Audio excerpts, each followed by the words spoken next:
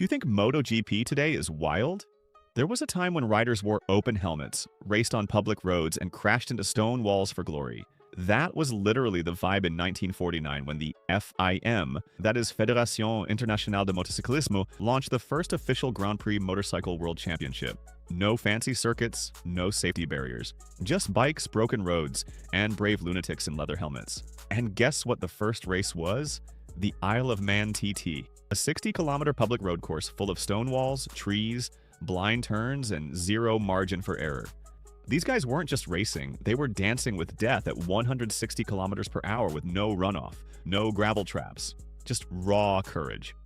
Les Graham won the first 500cc world title on this awkward-looking AJS Porcupine, a bike that was as unreliable as it was innovative. It had a horizontal twin-cylinder engine, and it overheated all the time. Les made it work. He wasn't just fast, he was fearless, and that's kind of the tone MotoGP started with. Fear gets left in the paddock. As the 1950s rolled on, Jeff Duke became the sport's first proper superstar. The guy had swagger. He was clean-cut, wore custom leathers when others were still duct-taping gear together. More importantly, he won. A lot. 6 world championships. And with him came a shift. MotoGP began feeling more like a professional sport, and less like a madman's hobby. Then came the MV Agusta era. Italian engineering, red bikes, the sound of a 4-stroke triple engine that sang like opera at 10,000 RPM.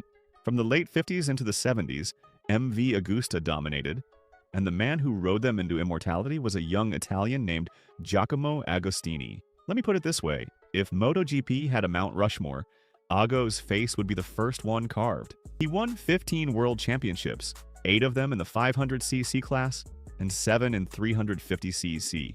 That's not a typo. He used to double up race weekends, win both classes, and casually collect trophies like Pokemon cards. But Ago didn't have it easy. He had rivals, most famously Mike Hailwood, the British icon. Their 1967 Isle of Man TT battle is still legendary, both riding at full tilt, no telemetry, just feel and guts. Hailwood wins by 0.4 seconds after more than 200 miles of racing. Let that sink in. Then, the revolution came. 2-stroke engines, lighter, simpler. Screamed louder than an F1 car. They didn't have the engine braking of 4 strokes, so riders had to be insanely precise.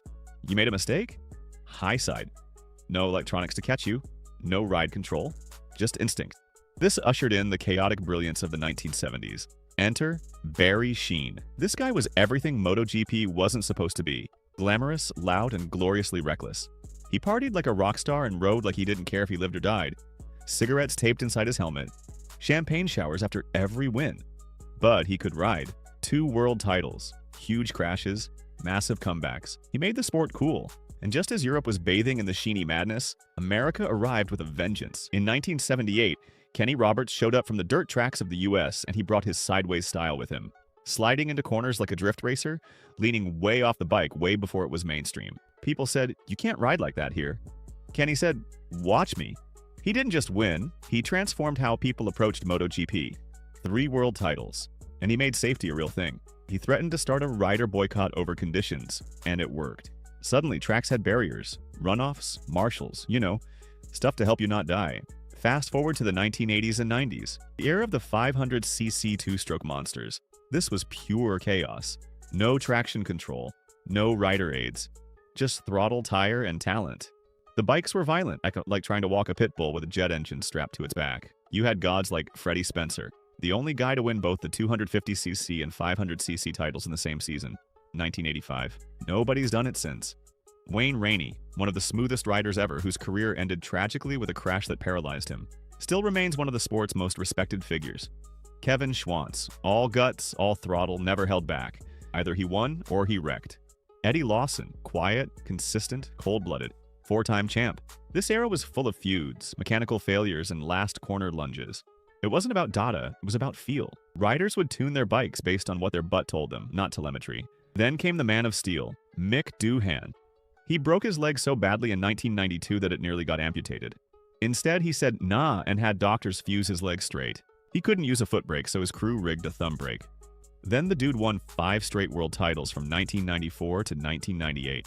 Imagine beating the best in the world while essentially riding half-disabled. That's Mick. But even MotoGP realized 500cc 2-strokes were too savage. Too many crashes, too many injuries, and it was time for change. So in 2002, MotoGP dropped the hammer.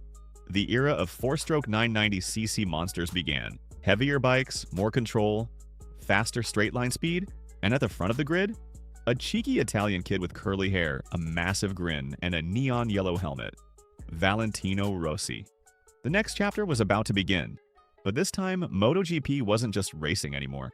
It was about to become a global phenomenon. Alright, so by 2002, everything changes. MotoGP drops the two-stroke 500cc machines and brings in the 990cc four-strokes. More power, more torque, more madness. It's the birth of the modern MotoGP era.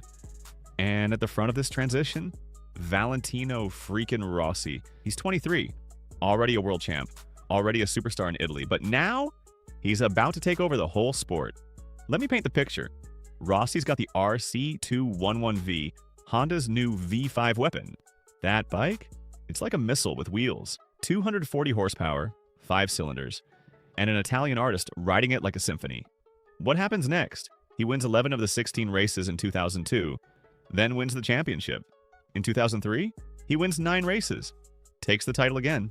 This wasn't racing, this was domination with style, and yet people said, it's the bike. Anyone could win on a Honda. Rossi heard that, smirked, and said, okay then, watch this.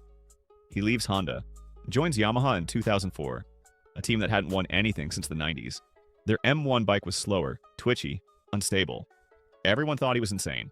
And then, first race of the season, South Africa, Rossi wins, on debut, on a so-called inferior bike. He jumps off the Yamaha, drops to his knees, and cries. That moment, that was more than a win. That was legacy. He goes on to win the 2004 title, then 2005. That's 4 championships in a row. He's not just beating riders, like he's psychologically dismantling them. Sat Gibernau, mentally broken. Max Biaggi couldn't handle the pressure. Colin Edwards, Loris Capirossi, Nicky Hayden, all brilliant, but not Rossi. Not that level, but in 2006, the empire cracks. Nicky Hayden, the laid-back kid from Kentucky, just grinds away. No flair, just grit. He only wins 2 races that year, but finishes nearly every race on the podium. Meanwhile, Rossi has crashes, mechanical issues, and one huge mistake at Valencia, the finale. He drops the bike early in the race. Hayden finishes 3rd and wins the title by 5 points. Man, that was emotional. The whole paddock celebrated with Nicky. Even Rossi gave him props. It was one of those racing gods smile on you seasons. Then in 2007, the entire game shifts again. Dorna reduces engine capacity to 800cc to slow the bikes down. Ironically, it made them faster through corners. The bikes get smaller, lighter, and way more technical, and in walks a 21-year-old Aussie named Casey Stoner. Quiet, slim, deadly fast. He gets the call to ride for Ducati, lined a team with insane straight-line speed, but terrifying handling. It was like riding a rhino in a china shop. And guess what? Stoner wins 10 races and the 2007 world title. Rossi? Only 4th. It wasn't luck. Stoner was insanely good at controlling wheel spin and throttle delivery. He'd exit corners like he got shot out of a cannon. The Ducati was vicious, but in Stoner's hands, unstoppable. Rossi regrouped in 2008. He switched to Bridgestone tires, rebuilt his team, and came out swinging. Laguna Seca 2008, arguably the greatest overtake in history. He dives into the corkscrew on Stoner, runs off into the dirt, both wheels bouncing, and still comes out ahead. The crowd loses its mind. Stoner loses the race. Rossi goes on to win the championship, his 6th in the Premier class. 2009, he defends the crown again, now at 9 total titles. But here's where it gets spicy. Yamaha signs Jorge Lorenzo. Lorenzo is no sidekick. He's clinical, precise, doesn't flinch. While Rossi's the wild showman, Lorenzo is the cold assassin. By 2010, Lorenzo snatches the title. Rossi breaks his leg mid-season and the dynamic starts to shift. Yamaha suddenly has a new golden boy. Then Rossi makes a wild move. He leaves Yamaha in 2011 and joins Ducati. The hope? An Italian dream team. Rossi plus Ducati equals fireworks. Reality? 2 seasons. 0 wins. Just misery. The Ducati was a monster to handle. The front wouldn't bite, rear too aggressive. Rossi just couldn't find the magic. For the first time in his career, people started whispering, "Is it over?" Meanwhile, something terrifying was brewing. Marc Marquez. The kid had been tearing up Moto 2. Elbows down, eyes wide. Style like someone had fused Stoner's aggression with Rossi's flair. In 2013, at just 20 years old, he joins Repsol Honda. What does he do? Podium on debut, wins his second race, then starts stacking wins. By the end of the season, he's world champion, the youngest ever, and this wasn't a one-off. From 2013 to 2019, it was the Marquez era. He wins 6 titles in 7 years. In 2014, 10 wins in a row.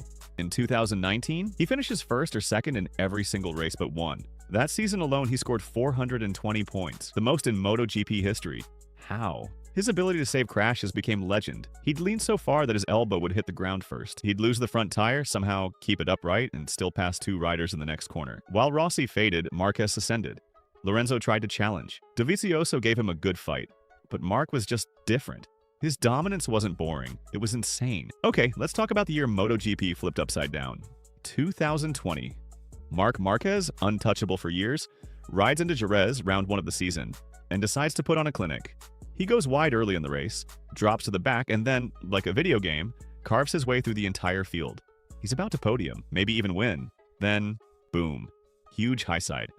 Lands violently, broken humerus, surgery, titanium plate. 4 days later, he's back in the garage, suiting up for round 2. Everyone's jaw drops. And then, that titanium plate snaps after 1 practice session. Second surgery, then a third. Nerve damage, shoulder issues, he's done for the year. Suddenly, MotoGP's landscape looks like a war zone. There's no reigning champion, no alpha. It's an open field. And everyone wants a piece. In comes Joan Mir, the most understated world champion of the modern era. No showboating, no crash or win chaos, just consistency. While others like Quartararo, Dovi, Viñales, and Miller were throwing away races, Mir just showed up, again and again. He only won once that year, at Valencia, but in a season with 9 different winners from 6 different manufacturers, that kind of reliability was king. Suzuki, they hadn't sniffed a title since Kenny Roberts Jr. in 2000, but now, in the most upside-down season ever, they're back on top. It was beautiful, a fairy tale, and yet, the next year, it's like it never happened. Because in 2021, a new storm arrives, Fabio Quartararo. Yamaha's golden boy. This guy had the speed for years but always cracked under pressure. But in 2021, he flips the switch. Fast on Saturdays, ruthless on Sundays, wins at Doha, Portugal, Italy, Netherlands, and Britain. And the most important thing? He didn't crash when it mattered. Even when his chest protector flew open mid-race at Catalunya, he kept going. Even when Bagnaia started pushing late in the season, Fabio stayed locked in. By Misano, he's world champion, France's first ever MotoGP title. It was emotional. He broke down crying. Yamaha hadn't won since Lorenzo in 2015, and Quartararo looked like the perfect heir to Rossi. Fun, stylish, insanely fast. But just as Fabio stood tall, Ducati was evolving into a machine. Let me explain. While Yamaha, Suzuki, and Honda stuck with 2 factory bikes, they said, screw it, let's bring 8. 8 Ducati machines on the grid, 4 factory supported, 4 satellite. All fast, all brutal on straights. They didn't just win races, they forced other teams to adapt or die. 2022? That's when Pecco Bagnaia rises. The Ducati is faster than ever, but still tricky. Pecco starts slow. Like, really slow. Crashes, mistakes. By summer break, he's 91 points behind Fabio. And then, Pecco enters God mode. Wins 4 races in a row. Austria, Misano, Aragon, then Thailand. He keeps cutting into Fabio's lead. At every race, the tension builds. Yamaha starts panicking. Fabio plays defense. Too safe. And then, the finale. Valencia. Fabio needs a miracle. Pecco needs a clean ride. Guess what? Pecco keeps it tidy. Finishes 9th. Wins the World Championship. First Ducati title since Casey Stoner in 2007. First ever Italian to win on an Italian bike since Giacomo Agostini. It was poetic. Rossi had just retired in 2021. And now his protege, his academy graduate, brings the title home. But the sport isn't slowing down. If anything, it's hypercharging. In 2023, Dorna introduces sprint races. Every Saturday, half distance, full risk, half points. It was madness. More crashes, more injuries, more pressure. And guess who thrives? Jorge Martin. Martinator. This guy becomes the sprint king, races on the edge of disaster. Either he wins or crashes. But in 2023, he finds rhythm, starts chasing down Pecco, and suddenly, it's deja vu. Another Ducati title fight. This time inside the same family. Martin on the Pramac Ducati, Pecco on the factory team. By the final few rounds, it's a straight dogfight. They push each other to the edge. The paddock is electric, but Martin folds slightly at the end. Mistakes at Qatar and Valencia. And Pecco, he closes it with precision. Back-to-back titles. Dynasty talk begins. Now remember, right, while all of this is happening, the shadows are stirring. Marc Marquez, once the god of MotoGP, is stuck at Honda riding a piece of junk, crashing constantly. Injuries recurring, no progress. He's visibly frustrated. You can see it in interviews. The spark is dying, and then the bombshell. Marc leaves Honda. Let that sink in. After 11 years, 6 world titles, he walks away. Says goodbye to the team that built him, that he bled for. Why? Because Honda wasn't Honda anymore. They gave him a miracle bike in 2013, but in 2023, they gave him a death trap. So where does he go? Gresini Racing, a satellite Ducati team. No factory perks, just a bike and a chance. And suddenly, Marc looks free. Laughing, relaxed, testing, sliding, and most importantly, fast again. Meanwhile, a new name starts ringing through the paddock. Pedro Acosta. Bro, this kid is a phenom. Won Moto 3 as a rookie. Won Moto 2. And now, he's in MotoGP, 19 years old. And he's already beating guys twice his age. His nickname? El Tiburon, the shark. And he rides like it. Aggressive, calculated, eyes locked on the prey ahead. People are already calling him the next Marquez. And here's where things get even crazier. 2025 regulations are coming. No more aero wings, no more ride height devices. Just pure, stripped-down machines. The field will reset. Advantage? Gone. Experience? King. So now we've got Pecco. Reigning champ, smooth as silk. Martina White, hungry, reckless, brilliant. Marc. Reborn, nothing to lose. Acosta. The future, already crashing the party. Bezzecchi, Binder, Bastianini, Espargaro, all wildcards who can win on any day. MotoGP isn't just about who's fast anymore. It's about who survives the evolution. This isn't Rossi versus Lorenzo anymore. It's not Stoner versus Pedrosa. Not even Marc versus the world. This is everyone versus everyone. You've got 24 bikes, 12 of them capable of winning. Saturdays and Sundays are both battlefields. The points gap? Sometimes it's 2 podiums between 1st and 10th. MotoGP today is unpredictable, chaotic, pure. The tech is out of this world. The riders, young, fearless, insanely talented. And the drama, nonstop. One crash changes everything. One mistake can end your title hopes, and no one is safe.